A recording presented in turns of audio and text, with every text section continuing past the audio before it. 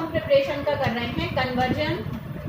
अब फॉर्मूला ही लिखो तुम, नाम लिखने में एक तो देखो टाइम वेस्ट होता है, फिर तुम फॉर्मूला तुम जितनी बारी बारी फॉर्मूला लिख लिख के करोगे फॉर्मूला तुम्हें याद रहेगा, वो रिएक्शन में भी काम आ जाएगा तुम्हारा। और यहाँ पे तुम नाम लिखने के बजाय तुम फॉर्मूला लिखो, बट फॉर्मूला करेक्ट होना चाहिए, ठीक है।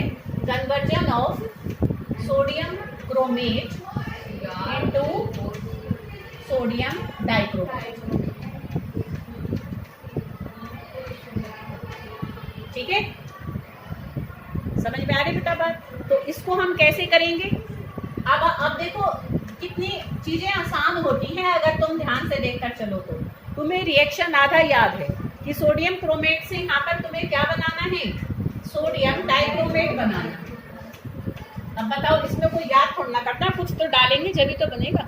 तो बेसिकली हम एसिड डालते हैं। अब ऐसे भी याद रखो, पहले स्टेप में तो हम बेस डालते हैं और दूसरे स्टेप में हम एसिड डालते हैं, तो ऐसे तुम्हें याद रहेगा। एसिड में हमारी पूरी केमिकल्स का महाराजा होता है, किंग ऑफ केमिकल होता है H2SO4। तो यहाँ ऐसे याद रख लो कि राजा डाले, राजा आएगा, ठीक है, राजा साहब आएंगे और वो करेंगे इस रिएक्शन को। तो सल्फ्यूरिक एसिड हम बेसिकली डालते हैं। तो जब हम सल्फ्यूरिक एसिड सोडियम क्रोमेट में डालेंगे तो वो उसको चेंज कर देता है बेटा सोडियम डाइक्रोमेट, ठीक है। और साथ में सोडियम सल्फेट बाहर निकलता है, Na2SO4 बनेगा। ये सल्फेट आयन है ना, ये यहाँ से सोडियम को ले जाएंगे, ठीक है बेटा।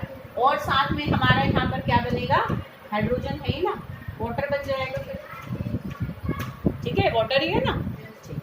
तो अब हम इसको बैलेंस भी कर लेंगे। देखो दो दो सोडियम आ रहे हैं, तो आई थिंक शायद फिर यहाँ 2 सोडियम करेंगे, है ना, बैलेंस का, क्योंकि यहाँ तो तुम्हारा सीधा बैलेंस हो जाएगा, इतनी कोई दिक्कत नहीं आएगी। क्रोमियम 2 है तो यहाँ 2 हो गए, सल्फेट 1 है, सल्फेट 1 हो गया, हाइड्रोजन है ना, शायद बैलेंस है, ठीक है बेटा। तो यहाँ पर हमने क्या डाला, सल्फ्यूरिक एसिड डाला। तो सल्फ्यूरिक एसिड डालने से सोडियम क्रोमेट किसमें चेंज हो जाएगा बेटा, सोडियम डाइक्रोमेट। अब तुम ध्यान से देखो तो कि यहाँ पर हमें डाइक्रोमेट तो मिल गया, भाई हमें तो बेसिकली डाइक्रोमेट आयन ही तो बनाना है, पर फिर भी हम सोडियम डाइक्रोमेट को बदलते हैं पोटेशियम डाइक्रोमेट, ठीक है। तो पोटेशियम डाइक्रोमेट में बेटा एक तो इसलिए 2 रीज़न होते हैं कि हम बेसिकली पोटेशियम डाइक्रोमेट की फॉर्म में डाइक्रोमेट आयन को क्यों रखते हैं अपने पास, ठीक है, लैब में, इंडस्ट्रीज़ में इसलिए रखते हैं बेटा। एक तो जो पोटेशियम डाइक्रोमेट होता है जब बन जाता है तो उसके क्रिस्टल्स जल्दी से निकल आते हैं, वो कम सोल्यूबल होता है पानी में। तो जब हम उसको छोड़ते हैं बना के तो थोड़ी देर में ही क्रिस्टल्स बाहर आ जाते हैं। सोडियम डाइक्रोमेट के इतनी जल्दी नहीं आते। चलो ये भी कोई ऐसी बात नहीं, थोड़ी देर में तो आ ही जाएंगे। बट जो सोडियम डाइक्रोमेट होता है वो ना डीलिक्विसेंट होता है। डीलिक्विसेंट का मतलब होता है कि वो रखा रखा ना ऐसे गीला गीला हो जाता है, पानी को अपने अंदर ले लेता है। पर पोटेशियम डाइक्रोमेट हमारा सूखा ही रहता है। देखो रखा हुआ है हमारे पास, जो ऑरेंज कलर का सोल्यूशन रखा है ना, वहाँ पर एक ऑरेंज कलर का बना हुआ होगा, हाँ दिखाओ उसको, दिखा दो एक बार सबको बेटा, ठीक है। तो ये दिखाओ, मुझे भी पकड़ा दो, जो बच्चे वीडियो में देखेंगे उनको दिखा दूंगी। और कल मैं तुम्हें इसका टेस्ट भी कराऊंगी, क्रोमाइल क्लोराइड टेस्ट, ठीक है, यहीं पर ही करा देंगे। वैसे क्रोमाइल क्लोराइड टेस्ट की वीडियो मैंने बनाकर डाली हुई है ग्रुप में ऑलरेडी, पहले जब एक बार कराई थी, ठीक है। तो देखो ये ऑरेंज रेड कलर के, अब हम तीसरे स्टेप में हम इसको बनाएंगे।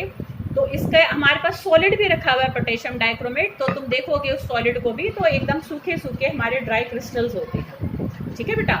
और इसमें भी रखा हुआ है, जो मैंने एक्टिविटी के लिए है ना, इसी में रखी हुई है वो बॉटल, तुम निकाल कर देख सकते हो आराम से कि ऑरेंज रेड कलर के क्रिस्टल्स होते हैं, जो कि अब हमारे थर्ड स्टेप में बनेंगे। तो कन्वर्जन ऑफ, अब थर्ड में फिर क्या करेंगे हम बेटा, कन्वर्जन ऑफ Na2Cr2O7 इनटू किसमें बदलेंगे, K2Cr2O7, ठीक है। तो सोडियम डाइक्रोमेट से हम पोटेशियम डाइक्रोमेट बनाएंगे, क्योंकि पोटेशियम डाइक्रोमेट हमारा एक तो डीलिक्विसेंट नहीं होता और उसके क्रिस्टल्स भी कम सोल्यूबल होते हैं, ठीक है बेटा, पानी।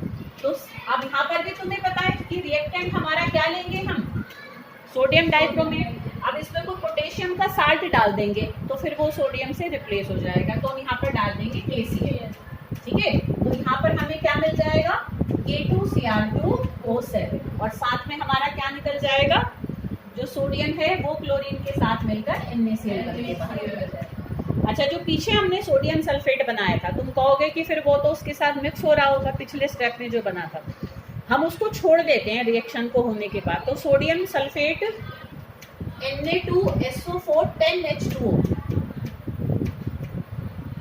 ठीक है। इसके ऐसे क्रिस्टल थोड़ी देर बाद सोडियम सल्फेट के वाइट उसमें निकल आते हैं, छान कर उनको अलग कर देते हैं, तो उस सोल्यूशन में खाली क्या रह जाता है, उसमें सोडियम डाइक्रोमेट ही रह जाता है। फिर उस सोडियम डाइक्रोमेट के सोल्यूशन में जिसमें से हमने सोडियम सल्फेट के क्रिस्टल निकाल दिए थे, समझ में आ रही है क्या कह रही हूँ, पिछले स्टेप में प्रोडक्ट में Na2SO4 भी बना था, तो वो इसके साथ मिक्स हो जाता, छोड़ देते हैं तो उसके क्रिस्टल्स बन जाते हैं, तो उनको तो छान के अलग कर लेते हैं। फिर उसमें खाली क्या हो रहता है, हमारा सोडियम डाइक्रोमेट पानी में घुला हुआ है, फिर उसमें हम KCl डालते हैं, तो उससे हमें पोटेशियम डाइक्रोमेट के थोड़ी देर बाद ऑरेंज रेड कलर के क्रिस्टल सेपरेट हो जाते हैं। जब तुम क्रिस्टल्स भी तो हम बनाएंगे तो तुम देखोगे कि जब घोल बनाकर छोड़ देते हैं तो कुछ टाइम बाद 1 घंटे 2 घंटे, और तुम सर्दियों में बनाओगे तो और भी जल्दी निकल आते हैं। ठीक है बेटा, तो क्रिस्टल्स बाहर आ जाएंगे, उनको छान लेते हैं, फिल्टर पेपर ऊपर नीचे रख के हम ऐसे उनको सुखा लेते हैं अच्छे से, और फिर बॉटल में भर देते हैं। ठीक है, तो इस तरीके से हम क्या बनाते हैं, पोटेशियम डाइक्रोमेट को प्रिपेयर करते हैं। क्योंकि टेम्परेचर जल्दी से डाउन हो जाता है ना, जो गर्म सोल्यूशन होता है, तो एक पर्टिकुलर सबका अपना क्रिस्टलाइजेशन टेम्परेचर होता है, वो टेम्परेचर रीच करते क्रिस्टल बाहर आने लग जाते हैं, तो जल्दी से ठंडा हो जाएगा घोल, तो जल्दी से क्रिस्टल आ जाएंगे। गर्मी में वो टाइम ज़्यादा लेगा टेम्परेचर डाउन होने में, इसलिए गर्मी में थोड़ा टाइम ज़्यादा लेगा। ठीक है, तो इस तरीके से हमने बनाया potassium dichromate. Clear? Any problem?